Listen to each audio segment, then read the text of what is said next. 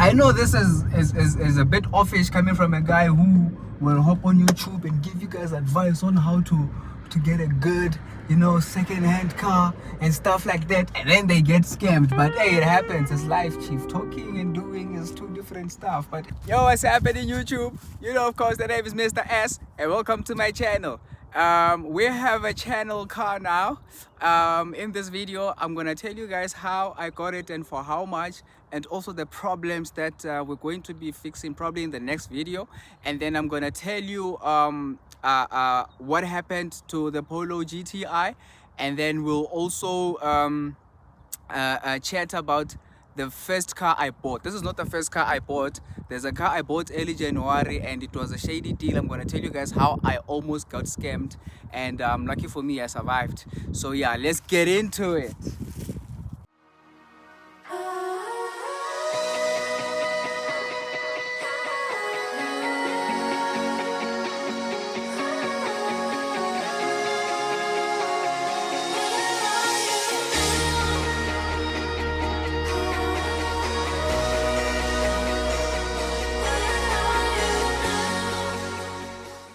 Now guys, let's get on this inside and see what this car has for us. So yeah, from the door panel, as you can see, we don't have electric windows, front, back, we're here. We're rolling them up and down. This is the handle. This is the baba, you know what I mean. We have the speakers down there, some storage. You see, I already poured like a young full tank. And then these are our lighting settings right here. We don't have the auto one. Something like a daytime is not present in this car. And then this is the ventilation system, for the climate control. And then we have some storage here. As you can see, I already have my Zaza and a power bank here. And then this is where you do your hazards. This is where you unlock your doors. This is to clear out the mist on your windscreen. Sometimes it happens during winter time, when you're driving. This is some storage from this side. You have some 2 card holders right here. This is the infotainment system. Not so digital, very touchy, press button, yeah, but it has Bluetooth. And this is where you control your ventilation system or climate control. You have some more storage here. You have some cup holder here, just one for the driver obviously. And then this is where you plug in your cigarette light. Yeah, you can see the Bluetooth here is kaput, and I'm using this one, which is crap. This is the gear lever, and then this is the handbrake. This is some more storage, for your wallets and stuff from just besides the gear lever. You have 2 cup holders right here. And then from the door, the passenger side's door panel, everything is the same as this side. So yeah, this is your mirror right here. The car has a dash cam, and these are your lights for the front. There's none for the back. This is your sun visor, dirty as hell. Gonna need some detailing on this. And we also have a mirror here, and also on the passenger side, visor, X mirror. No light, from here. Then you have some storage here in the cabin, the books and stuff like that. And this is where you plug in your auxiliary cable, as you can see, aux. And then you have some more storage here, and even beneath the steering wheel. Now let's get to the cluster. Before the cluster, okay, this is our steering wheel. It's not multifunctional. There's literally no button here. You only have the horn. Doesn't go on when the key is not in ignition or stuff like that. So yeah. And then this is our cluster, very analogous. You have your temps, your fuel gauges, speedometer, rev count. And then this is the thingy here, the mileage on the car. This car has driven for 211,038 kilometers around the clock. Yes, I said that. Yeah, so now let's jump to the back of the car. And obvious Polo drivers, behind the driver you can never have sufficient space. Not because the car is small, but primarily because the drivers like to sit back. I don't know why. I wasn't like this, but now I am. And then if we're talking headspace, It's there, it's sufficient, it's enough. And the seats are not really at like a 90 degrees angle, so yeah, you can sit comfortably. I'm not sure for how long. I'd say 3 hours max, and then that's it. As I've said, there's no light for the back, so yeah, if you're in the back, you gotta have a phone. You gonna have to have a phone. And then there's literally no storage from the back. It seems like you only share cup holders with one of the people from the front, just one cup holder here. And then you have your system here, sound, window roller there, the door handle, and also the handle here. And then there's no storage here. I've never seen the back of this car. Like, I've never seated where I'm seated, where I was seated right now. And then this is the back. We have a proper amount of boot space, you can see my luggage is there already. And then yeah, now let's talk about the problems that this car has. So this tail light, it's not the one. You can see it's even misty on the inside. I don't know what happened, but the indicator doesn't work. But the light works, but the indicator doesn't. I might have to replace the whole light. I don't like the watery stuff in here and some rust in there. I don't know where they picked it up. And then the wiper here, the whole thing is gone, so it's scraping on the thing here. And then the other problem with the car is the handbrake. As you can see how high it is, it's not even like, it's not holding the car. So even if the car might start rolling. I'm just lucky this is like a flat surface, so nothing like that is gonna happen. But I have to park it in gear because the handbrake isn't really working like that.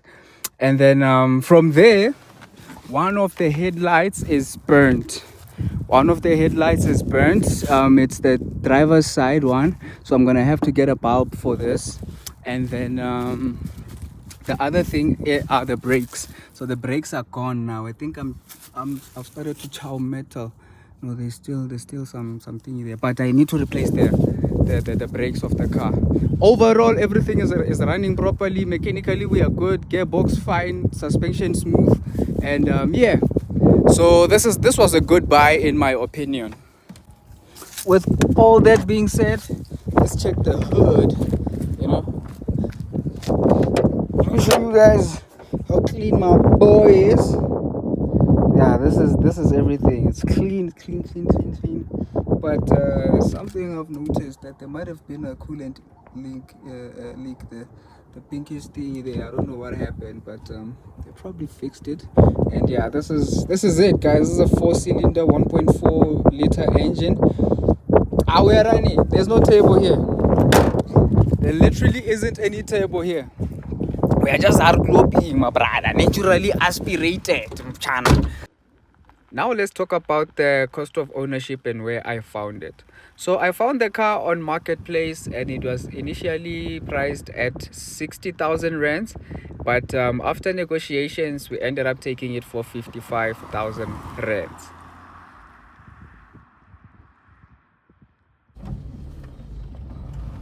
Okay guys, so yeah, as I've mentioned, the Polo GTI, the car has been ruling my channel for like for 4 weeks now, and it was initially bought at an auction. It was running, but it had a terrible misfire, engine overhaul, stuff like that. I made videos about that, but yeah, it's gone, guys. You remember in the last video I mentioned that the car is up for sale. Yeah, it's gone. It was taken back to go bid, but for a better price. A loss was still made though. A loss was made because the car was bought at 114, well 90 when we won the bid, but the transfer cost and all that ended up making it 140. Let me close the window, these cars are loud. So after all that, oh, this one was turning. So GoBit took it for 170, and we had spent it was 190 something. So yeah, a loss was made.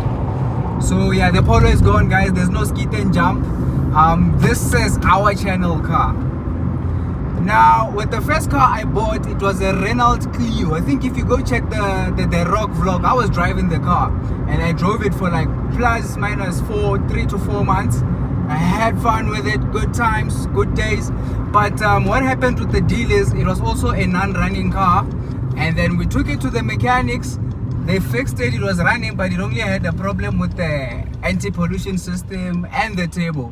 So yeah, it was running just on that engine by itself, no turbo, so it was super slow. I was always driving it with like the highest rev counts, and yeah, but it was a good car. I had fun in the car, but the problem is that the person who sold the car to us did not own the car. So the car was owned by the bank. Basically, they hadn't finished paying for the car, and then so we gave them the money. Well, I gave them the money, and then they had promised to bring me papers, but they didn't. Chavas, I'm traveling with a kid, guys. I have to close the windows, being reckless. Yes, so they didn't have the papers for the car. So basically, they committed fraud. They sold me a car that they didn't own. They were still owned by the bank. So yeah, that was my dilemma. Courts and all that, they ended up paying me my money back, and then I got this. With this one, everything is proper. We have a service history right here. The book is here. It was serviced up until 190,000 Ks at VW. So these 20,000 Ks, I think it's due for service now because it's at 211,000. So yeah, that's the story, guys.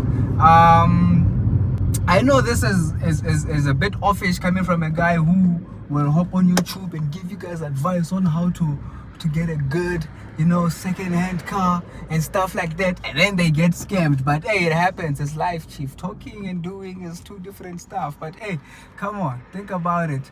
Anyways, guys, the one other fault I forgot to tell you about is the EPC light is on, but I don't think it has anything to do with the engine because the car runs fine, there's no misfires and stuff like that. And also, yeah, I don't know, it's something else. We just run a diagnostics and see what's going on there. And yeah, that's all. So yeah, if you are a passerby, please subscribe to my channel, man. Support the young man, support the young kwa. Give me some support, by liking, subscribing, sharing the video. Do all the good stuff. Thank you, guys. Bye bye.